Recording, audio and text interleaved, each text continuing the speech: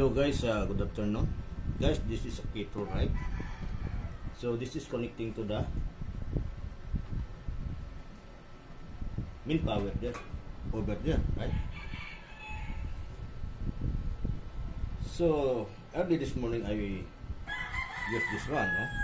But now it's not working anymore, no? Because even you click this one, guys, no, it's not working, no?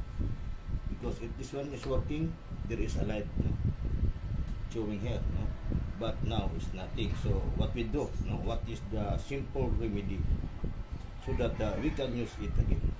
Okay guys, no, first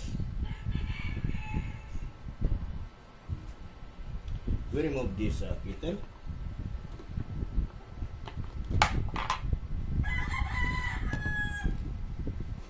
So we need to open it.